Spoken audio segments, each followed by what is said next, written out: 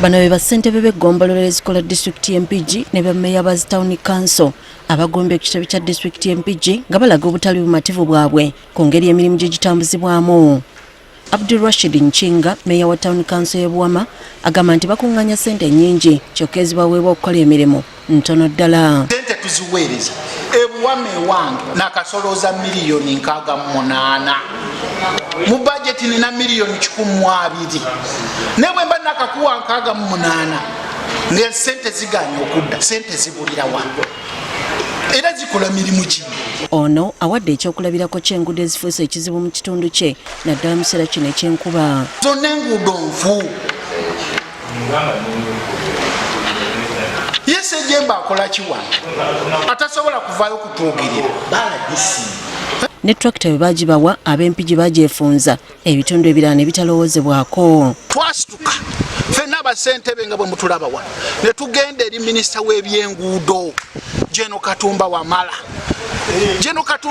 nga tulina omubaka Teddy Nambooze n'atuwa tractor n'agamba at least buli gombola tractor eyo kekoleyo wiiki mmeka 2 tulabeke kan tufunza ku makuba amabi. Tractor eyo bwe yajja wano ab'Empigi bagyefunza ne bagikozesa byabwe. Kati bagamba nti singa embeera tekyuka oluddako bakunga bakansala nabo babeegatteko balomba abakulembeze ku disitulikiti. Tugenda kusitula bakansala ne bulangiti zaffe bebaddako okujja wano. Nze Buwama Town Council ssente zange bwe zirina okujja wano Empigi bwe zirina okudda zikole emirimu. Ssentebe wa disitulikiti y'Empigi Martin Ssejjemba yeewozezzaako n'agamba nti ensonga y'enguudo embi eva ku tractor ya disitulikiti eyafa ng'ate minisitule evunanyizibwa ku kiddaabiriza yakabetema nga batalina nsimbi nti disitulikiti yeekolere ku nsonga eno. Oyinza okujjanjaba kuleeda n'okuzigulirako emipiira zonna road unit. Minisitule eya wakisi yeteekeddwa obbikola ne bakugamba nti sente zetukuwadde 10% yokka gy'ogenda okukozesaamu okukanika ebyuma.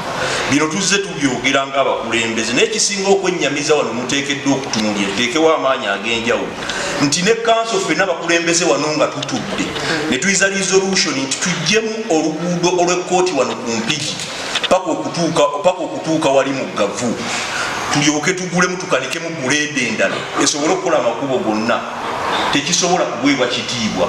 Bali bagamba ffe twasalawo ezo ssente ziteekwa kukola ekyo. Wano mbaka omukyalo wa disitulikiti y'Empigi Teddy Nambooze agambye nti abalina okuteeka mu nkola emirimu kino bakikola kagenderere okufa eby'abakulembeze abalonde. Waliwo ebyali bikolwa naye ffe bwe twakwatamu nti Nambooze Teddy WNUP ye mubaka omukyalo obuntu ntu obwo ne mugendanga mu bujja okugamba ne tugamba ffe tetuli bannampigi.